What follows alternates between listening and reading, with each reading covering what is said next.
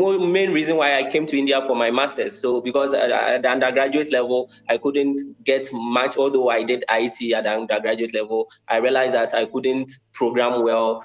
And I didn't even understand programming logic and all these things. So I think that's the problem in my country's education system, where students are trained to be rote learners. Rote learners, I mean, they're able to read and reproduce whatever they've read, exactly the same thing. They can recite it to you as if they are reciting the holy books. They can recite it to you.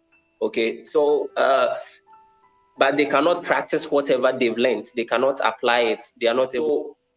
That's the skill gap. There is a skill gap between the industry and what we are taught in our universities or in our education system. So I think being able to bridge that gap, bring the industry closer to the education system, that's the problem there in my country.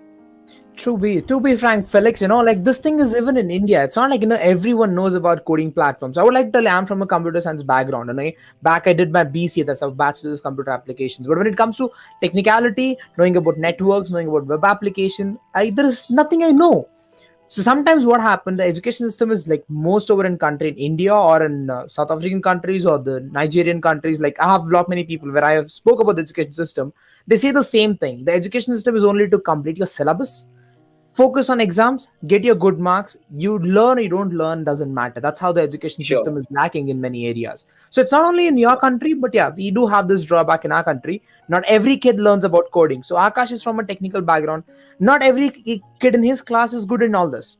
So there are kids who are like have no clue what they're doing, but they're doing it. So that happens everywhere. Yeah.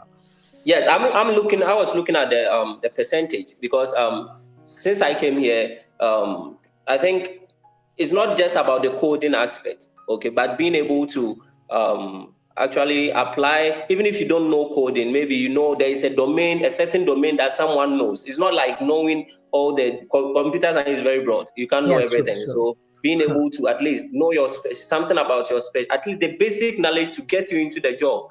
Okay, the basic skill to get into.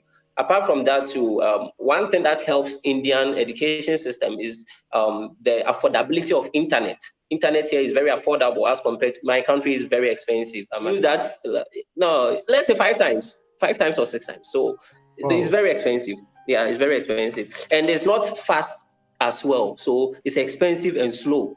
So that's the issue. But here in India, even if the education system is not training you on the skills, you're able to go online to this Coursera, you're able to go online and learn the practical aspects. Also, there are many training institutions, IT training institutions in India. In my country, there are about just 3 or 4 top IT training institutions. He was trained in India. He is highly valued in my country. India, they know Indians to be, highly skilled in IT. Like when you say you are trained in India, then it means you are the best. So that's what made me choose India. And secondly, my government brought me here.